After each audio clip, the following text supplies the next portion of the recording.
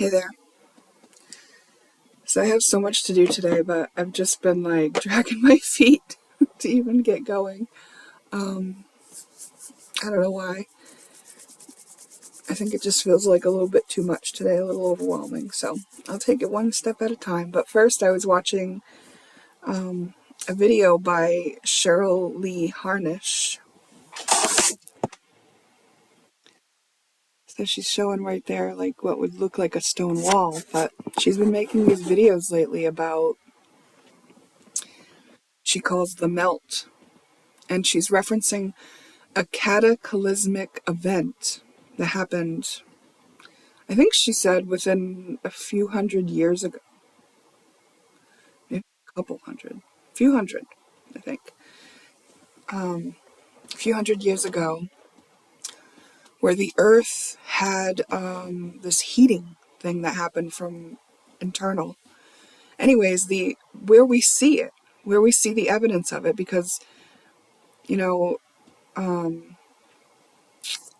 she's talking about how our history has been erased. Like, the actual thing that happened is not what's being portrayed, by the history books and things like that. Like, it's been covered up, I guess.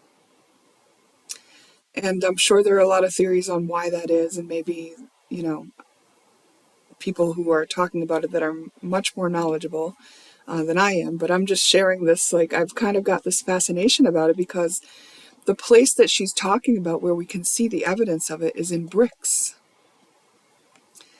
And I just thought, wow, that really got my attention. So, have you ever been just like in a body of water and then like found like some bricks that seem so out of place? And it's like, why are these here? Why are these bricks here? Has that ever happened to you? Because it's happened to me over the years, where it's like out in the middle of nowhere in nature. It's like some broken bricks, like on the side of the stream or the river or the brook or in the lake or, and it's just like, why would these be here? And then, like, when this has happened to me over the years, I would just like let it go, because it was like, I don't know why it's there, but obviously it's there for some reason. I don't know. And it was like too puzzling to even like ponder, right? Like, I had more important things to do at the time, like survive. So, but what she's sharing is in the first video where she started sharing this stuff, she went into detail and at length showed many examples of what these melted bricks actually present like now and how they look now. And the fact that they don't look like bricks anymore in some cases, like you just saw that looked like a stone wall. But basically, the reason bricks are used for, I guess you'd call it a hearth, for like your fireplace, is because they're conductors of heat, or conductors of energy, I should say. And they amplify or hold energy. And they will actually withstand very, very high temperatures. But this particular temperature that the earth produced at this time actually alchemized the bricks, changed their form, melted them in some cases, turned them into stones, made them like kind of like form all together and things like this. And this one, this is a hard one to show as an example because this really does just look like stone, right? But if you think about them building a stone wall like that, like, why would they do it like that? Like, those pieces fitting perfectly together like that? Like, how would they have found that? Like, that would take a lot. That's meticulous. So it actually kind of does make sense that those melted into those shapes long ago. And I think some examples she shows, and some that I actually picked out myself after being alerted to this, really, you can't deny that it's melt. Because, like, there's this juicer that I watch, and he lives in Hawaii. And in this particular video, he goes and sits down to, like, eat a bunch of, what is he eating? Jackfruit or something like that. So he's gonna like sit down and I don't think it's jackfruit. Yeah, it's jackfruit. Pretty sure it's jackfruit. Anyway, he sits down to like on the beach to like tear into them and like eat them, you know, as one of his videos. And where he sits on the coastline in the island that he lives on in Hawaii, you can just see behind him that there's melt, like the rock looks melted, and on the bottom layer, it's like even the color of brick, and you can tell that it was brick, and you can tell that there's melt, you know. So in different places, it looks different. And sometimes the brick didn't even melt in some of these examples she's shown. Like all the brick around it melted, but then there'll be like one that's like so blatantly whole, like in the middle of everything. It's like it left evidence of itself. And it's like, why would a brick be in the middle of this rock? So it's just like, you know, it's just a fascinating thing. Not that like, and then it's, you know, I remember watching her first video and going, well, okay, but what does it mean? What's the relevance of it to us today? And I think it's just a way to help open our minds to the fact of like, of the reality that we're actually living in, and how we can literally be programmed to make our world much smaller than it actually could be. That there are limitless possibilities, that if we step out of what we've been told, to use our own discernment and to use that limitless possibilities that exist, and you know, we just start to see the world in a different way. And it's really fascinating to me. And whenever I found that out about bricks, it's interesting because along this way, one time I encountered a person who, as his job, he works with bricks, or as one of his jobs anyway. And I always felt like it was important for tradesmen like him and others that I've known to like pass along their skill set, because, you know, like our younger generation doesn't have those skills, and like it's going to be awful when all these tradesmen are old enough where that they should be retiring, but there's no one with their skill. They haven't been able to pass it along to a next generation. So what, we're going to lose the ability to build with bricks? Like, that would not be cool, especially now that I understand more about what bricks are. But also I remember having the thought, well, maybe we are just like, maybe bricks are like an old school thing and we don't use them anymore to build with.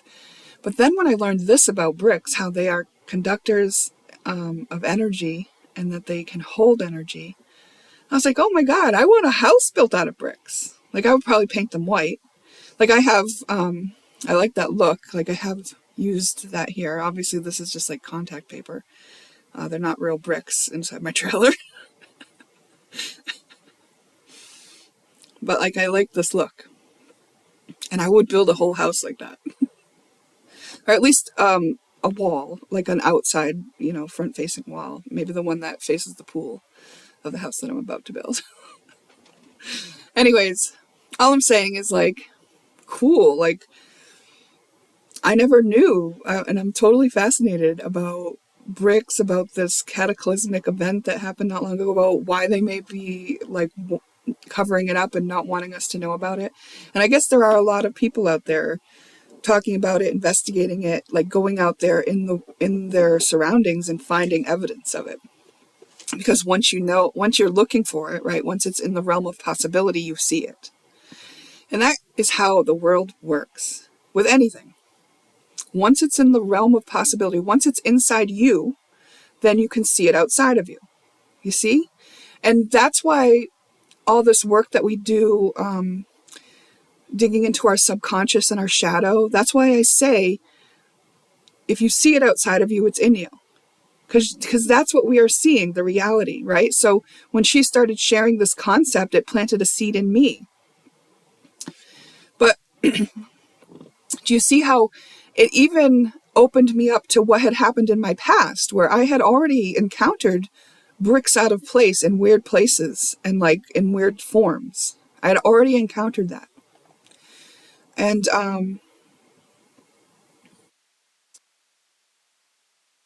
it kind of, so I never paid attention to it though. I just like encountered it, had a thought, and then let it go because like it didn't fit with the rest of my narrative that I was living. But once she had this whole like documentary kind of style introduction to the concept, now it's like, oh my gosh, I can't even not see it. And it's fascinating to me. But also what I'm saying is like, once it got in there as like, this is the story that could go along with that evidence you've already seen, then it was part of my reality. So what is inside me is the reality that I'm living. Right? And here's something else that my awareness was expanded on today. Something I already kind of felt too, and I never kind of just let my mind go in that direction on it. So sometimes we really do want to let our imagination go with a concept, to just allow it to build itself into our reality. And before I go into this other example, here's another example that just came to my mind, and that is when I had a best friend. We've now parted ways, drifted apart, just lived different lifestyles. But she could manifest money. Okay, so one time when we were in our 20s, she manifested a big settlement. It actually came to her through a sexual harassment lawsuit. Okay, so whatever, it was a very large amount of money. Up until that point, she had grown up on welfare, supported by her mother, and didn't hold a job. The job that she got sexually harassed on and got the settlement on, she held it for less than 3 months. And that was it. Other than that, she did not work. Had this job for 3 months, got sexually harassed, got this large sum of money through a lawsuit about it. That money was gone within months. So years later, she found herself wanting to manifest money. And what she would do was every night in her journal, she would spend the money. She wrote down lists of how she would be spending it, what she would buy, who she would give some to, what she would do with it, and she did this often. So what she did was she wrote the story of her having a very large sum of money to spend and imagined herself spending it quite often. She did this over and over and over again. And then what happened was she had a father that wasn't closely involved in her life, that had maybe even been gone since she was a baby. But she had located him as an early young adult. And even though she didn't have a relationship with him, she formed a relationship with her half-siblings. He also happened to have sons that were older than her, which may or may not have been the reason why she wasn't involved, because maybe she was like, maybe her mother was the mistress or something like that. So what happened then was the father died, and he was a very successful businessman, and his estate went to the children. And even though she was not named in the will as a beneficiary, her brothers, who loved her by this point because they had met her, they had visited her. I met them all. We've spent time together, hung out. They came for Motorcycle Week, which is something that happens in the area that we live in. And they gave her $1 million. And my point is that she wrote that into her reality. She let that be in the realm of possibility. Not that she planned on getting it through her father's death. Not at all. That was not part of her fantasy or whatever. It just so happens that that's the way the universe let it come to her. She wrote it into her own program by repetition. Because we can change our program through repetition, through changing a belief. And we've got to change our energy. If you have a program within you that doesn't feel worthy of having wealth or abundance, or is just like set on lack, or has fears about being abundant and things like that, those are all pieces of resistance. So that's what can stop that energy from flowing into your life, the resistance, right? And it also can be uncomfortable to live out those scenarios where you are in lack and where you don't have abundance.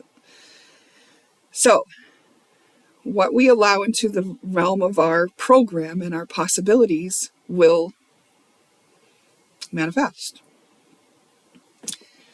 Like when my last video where I talked about I locked myself out, like in my subconscious, that is in the realm of possibilities. Probably because it's happened before, you know? It's within that realm of possibility. But if you remember some of the more recent videos I've put up, I was talking about how I all of a sudden started allowing myself to be incompetent.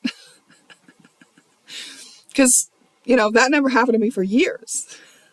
I could depend on myself fully for years because I was very just structured and careful, and I was very conscious at all moments of what I was doing. But for whatever reason, I slipped into this other energy, which was required for me to do the next leg of my journey. Like, I need to be not in that box anymore, right? I need to go into the limitless possibilities that exist. But like one of those possibilities is that I could lock myself out of my house. Now, this, it's just like a challenge to face. It's like nothing now, especially now that it's over, right? But I'm just saying, like, why I could live that out is because it was in my subconscious, right? It was my subconscious that locked the door as I exited, a door that I've never locked upon exit before. So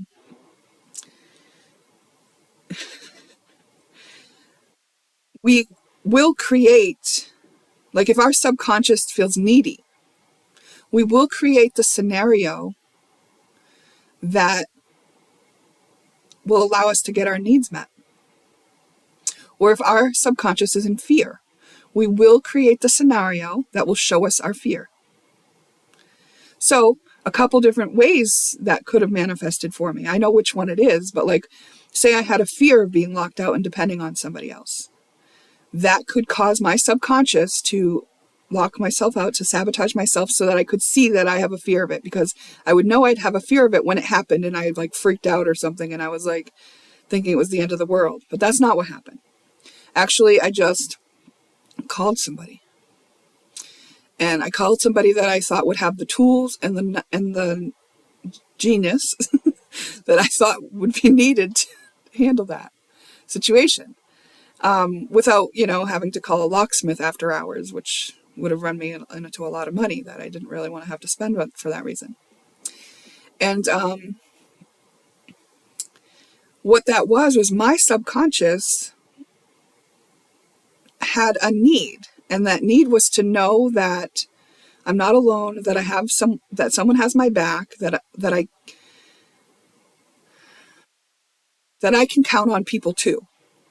That I don't have to be the one to handle everything every time. That if it came down to it, there are people that I could count on. Like, I needed to know that. And my subconscious used this little sneaky trick to make sure I knew that, to bring it to my awareness. Like, oh, you need to know that you're not alone in this world? All right, let's create this scenario where you'll think to call somebody. And then when you see that person's reaction, like I have tears coming to the back of my eyes when I say this. When you see that person's reaction to your asking for help and you see that they're so willing, you will know that you are not alone. And it's kind of funny that it would take my subconscious to create that, but that was literally created from my own inner energy. We know that because it was my own subconscious that locked that door on myself as I left, never having done that before. So I allowed the reality to be what I had on the inside. So a lot of people might hear the thing about the bricks and be like, no, that's crap. There's an explanation for everything, and that's not it. They might say that because that's not in the realm of possibility on the inside of them, All right. I took a screenshot of something to prompt me, so I'm just going to it in my phone. Oh, here it is. So Kate the Angel Medium on Instagram reposted a quote or a post by a Victoria at Cozy Victoria.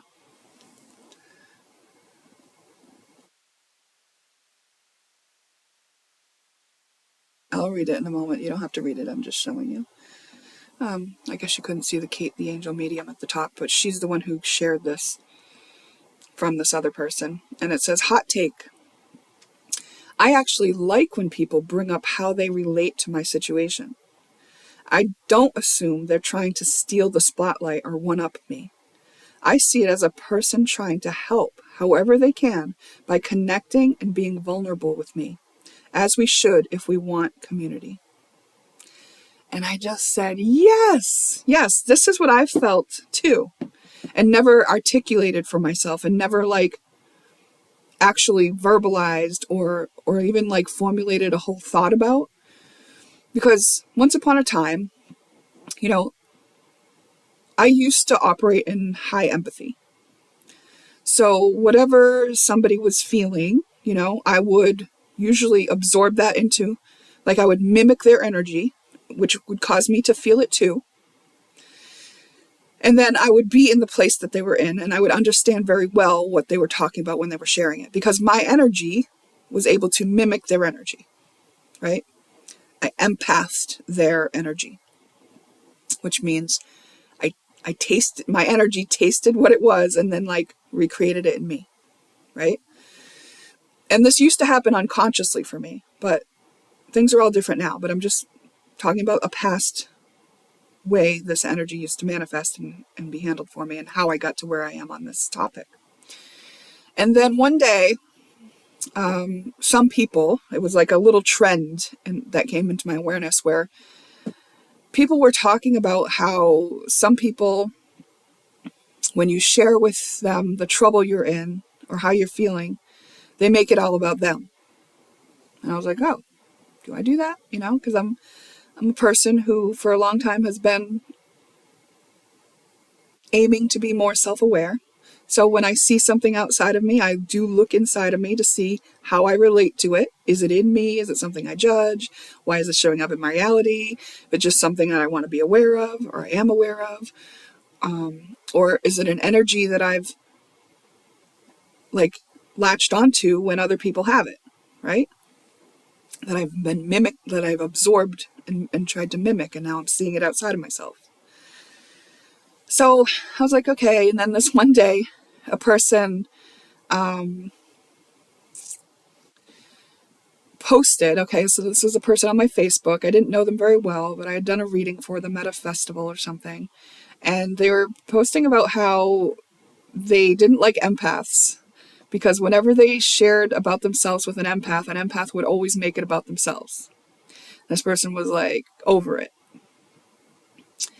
And I was just like thinking, that's not an empath. That's not what an empath is. An empath isn't just someone who just like tries to one up you or steal your thunder when you're sharing a whine, a whiny, like a complaint, you know? But okay, so, but I took it into consideration, and I was seeing evidence where in more than one place in my life where people were expressing this like upset they had about people not just being there for them and listening. And then like there was other memes I've come across where people were saying like, oh, you know, sometimes all a person needs is for you to listen. It's like, yeah, okay, that makes sense. That makes sense. Which was uncomfortable for me, especially then, because I just wanted to solve it. I don't want to complain about things without solving it. Like, I just don't. You know why? Because it makes you a victim. And I am not a victim. And you're not a victim. But if you think you're a victim and you have to play victim for a while because that's the story you're telling, I got it. I've been there. I was there. Maybe that's why I don't want to be there anymore, because it's like miserable. It's a miserable place to be. And so that's how it kind of went for me. I was just like, okay, yeah, I will put effort into being a better listener instead of this version of myself where I previously would always want to just relate. I would usually share something that I could relate to. And if a person came to me and was complaining or sharing their struggle, where appropriate or where natural, where it came naturally, I would relate it to something and share with them, I guess, in an effort to show them that I understood, right? Or show them that they weren't alone, or, just to express that, I get it, you know? And, or I get it to this degree, and other than that, I can't get it, whatever the appropriate result of what I was sharing was, right? So, I tried to adapt that behavior based on this understanding, but mostly I just held back because, like I said, I do not like talking about problems if we're not solving them. I just don't. But I have allowed myself to listen without trying to solve people's problems now. I have tried that. It's not my favorite, but I can do it, you know? And it's much more comfortable to do it if they're talking about their problem one time. But if a person tries to repeatedly share with me the same problem that they've always had and that they've never solved, even though there is a solution, that gets a little bit more difficult for me. I can still conduct myself in a kind manner, but I think then my internal place starts going, well, let's solve this or get off the topic, because, and that, of course, if that's my energy, they're going to feel that on some level. Okay, so when I read this, I'm like, yeah, actually, that is more my truth, right? Like, I believe that it makes sense to relate to another person. That's what our human brains do. When we have an experience or a piece of information is given to us, our minds, the way that it's get placed in our minds, for the neurological path to be laid, for that to be retained in our consciousness, it has to be related to something previous to that we've experienced or known. That is how the human brain works. It's making neural pathways. It's for efficiency. Now, in one way, if because our brains work this way, we don't remain open to new experiences or information, it can close us off and make us live in these boxes. That's why we're all doing it. That's why we're all coping in that way with our very small worlds and our boxed in views. But imagine if we didn't have those, it would be very overwhelming to live on Earth, because there's a lot going on here on a lot of different levels. It's a lot. So we kind of need those, right? Like, our ego is the one who creates those, and it's so that we can navigate Earth. It's kind of an important thing. But we know that when our ego creates a scenario or a prescribed way of behaving that is eventually either limiting or detrimental to us, we also like to have the skills that we need to override it or overcome it or neutralize it so we can get out of it, see bigger, see past it. Those are also very important skills. I would say just as important, especially if you're on a spiritual path or just a path of growth, which is, oh, that's another meme I screenshotted recently. Let's see if I can find that one. A cell, and we humans are made up of cells, cannot be in the state of fear and growth at the same time.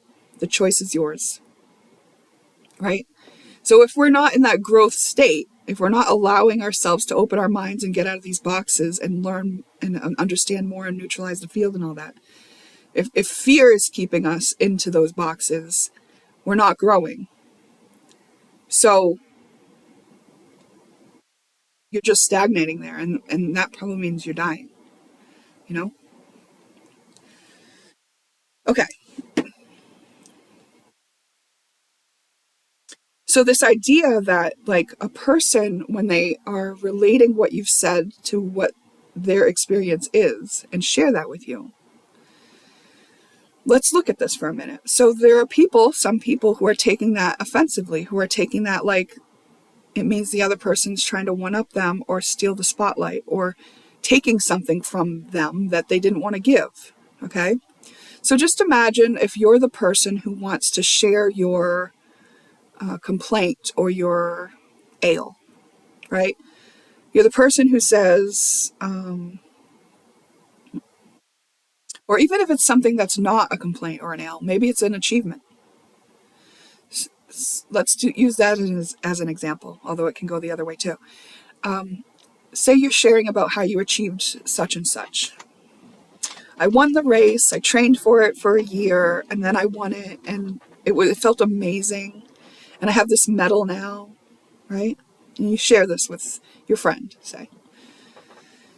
And your friend says, oh, wow, that's great. That's wonderful for you. I'm really glad for you. That's a great experience. I remember the time that I trained for a race and I won it. And I have this medal, and they show you, right? So if you're the person who shared that, and then your friend responds that way, that's just an experience you're having where you're both relating. That's what a relationship is for, a relating. But if you take offense instead and you say, hey, wait a minute, why are you trying to steal my thunder here? I'm talking about me and my accomplishment. That needs to be recognized. Like, who cares about what you accomplished? I need you to recognize what I accomplished. Do you see how that's actually the ego taking control and feeling like it needs something from the other person? It needs to be recognized. It needs to be put on spotlight. It needs to have attention. And it needs to be validated, maybe, you know? And if you'll remember when we've talked about dysfunctional relating patterns on previous videos on my channel, it has expectations and is attached to an outcome. So perhaps then if you're the person who gets upset in those scenarios, you have an expectation that the other person will, I don't know, give you a certain response, and also that you will feel something particular after that interaction happens. Your aim is to have a certain outcome. Because if you didn't have those things, you wouldn't be upset when that person just showed up how they are. You wouldn't be so invested in them needing to show up the way that you expected them to. So in these cases, what we can glean from the situation is that inside us, we're creating a situation where our need that we have is being highlighted. Okay? So if we have a need to be acknowledged and validated, and then we present our information to the other person, maybe unconsciously thinking that they will validate it, and they will acknowledge us, but they don't. And then we feel angry about that, or upset, or disappointed, or annoyed, or like they're trying to take the spotlight. If we turn our attention back inward, we would see that actually we needed acknowledgement and validation, but we can give it to ourselves. We have a need and it needs to be filled, but actually we are the ones who can fill our own needs. So we create that situation that shows us our internal stuff, which is, I have a need to be validated and acknowledged. Okay, now I have to do that for myself. I accidentally or subconsciously tried to get that need filled outside of me. It did not get filled outside of me. That is a gift to me because now it's in my face. I know this has to do with something in me. So what do I need? Oh, and how can I give myself that? Because the relationship, now I understand that people have different views of relationships and what roles they play for them. And I have come from the paradigm where relationships were used to support each other and were used to gossip about others or decide or have a group that all thought the same way so that they could live a certain way and things like that. But you'll recognize those are all those boxes that I talked about before, where we can have stagnancy, where we are living in fear of what? It's the unknown, of someone who disagrees, of needing to fill our own cup up. You know, those things will cause us stagnancy, and they are opportunities where we can step out of that box and grow and live longer, essentially. You know? So I know that some relationships serve certain purposes for people, but I would suggest that a higher standard for relating is to actually relate and to open ourselves up to the possibility that if we are each sovereign and we stand on our own 2 feet and we acknowledge and validate our own selves, if we happen to have a person in our life, a friend, that cares about our experience enough to want to understand it and relate to it, that is a beautiful gift. And that is a wonderful place to stand in relationship. Because say you do have this experience of winning a medal after, you achieved something that you wanted, and then your friend also has that experience. Now you both have a common experience. It doesn't always happen with every friend, but you happen to, right? Now you can actually have a higher conversation about that experience. Oh, well, what did it cause you to do? Or how do you hold that medal in your life? Like, do you display it, or is it just something that, you've forgotten about until we're having this conversation? It's like, oh, now that I think about it, I actually don't think about that very often. I should remind myself of all that I've accomplished in life. Yeah, you're right. That's actually something that I could do more often in my life as well. Maybe I could look at all the things that I've accomplished, not just this thing, but even just, making my bed in the morning is a nice accomplishment because I never used to do that. It's like, yes, definitely. Living life is quite an accomplishment. And, and it's just like a conversation can happen that is actually lifting both parties up.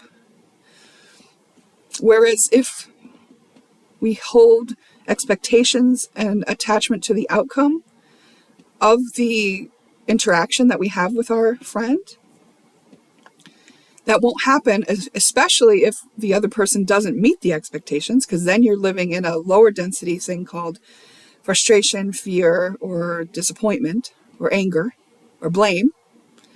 If you further go to shame that person and actually tell them they fucked up, oh, how dare you try to make it all about me, all about you.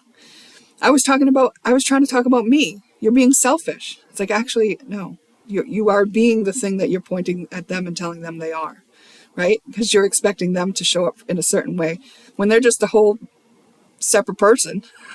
They're going to show up how they show up. Why do they have to conform to your needs in that moment? It'd be nice if they could, but what if they didn't even know you had that need? What if their higher soul meaning for being in that exchange with you was to not show up the way you expected, so you would see you have an expectation and you would free yourself of it?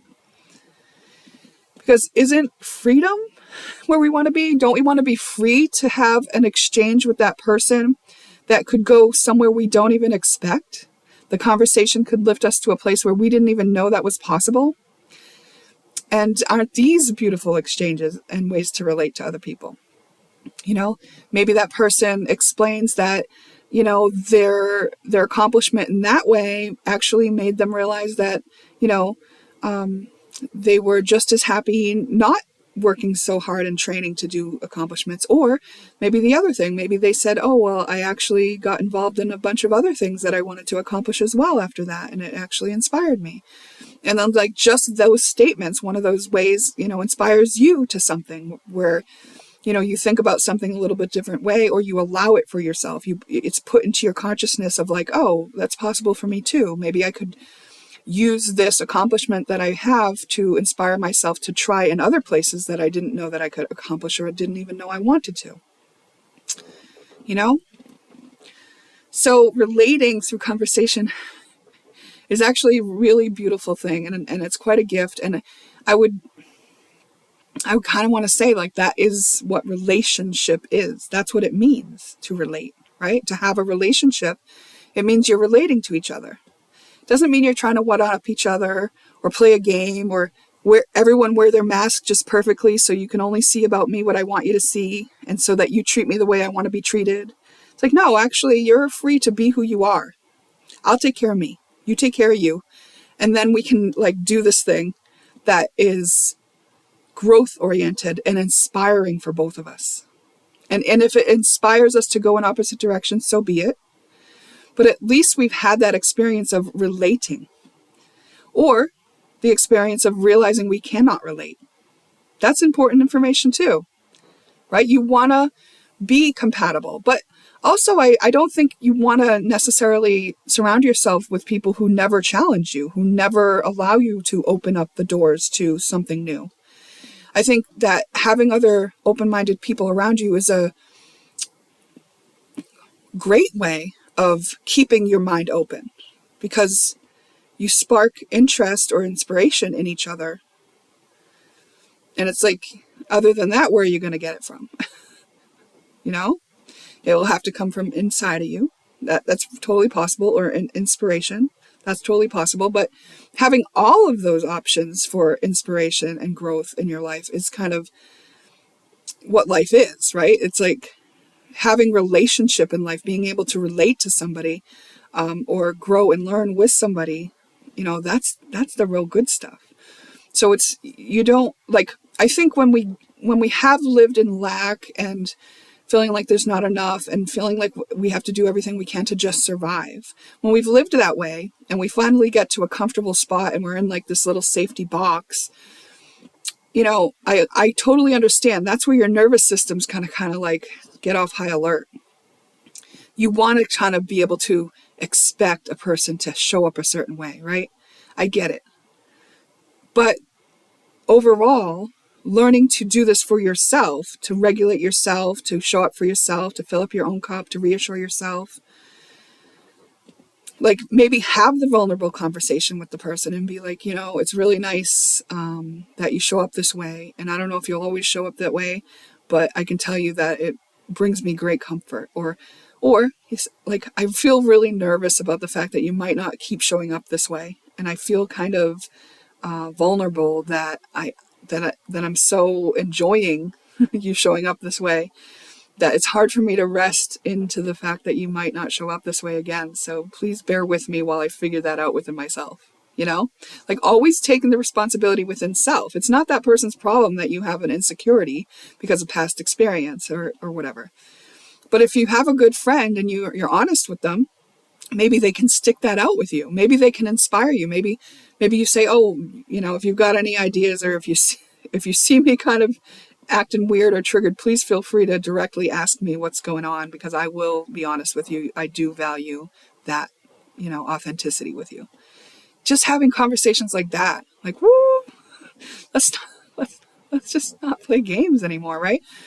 Because our egos are the things that are, you know, trying to orchestrate everything so that we don't get hurt. So sometimes we've overstepped or stepped back where we didn't need to. And sometimes we've put on a front when we didn't need to, or just to protect ourselves, we haven't allowed ourselves to be vulnerable enough where it would have benefited the relationship. Where just some honesty would have just like cleared up a whole bunch of misunderstandings. Otherwise, people have to be guessing where they stand and all this kind of stuff.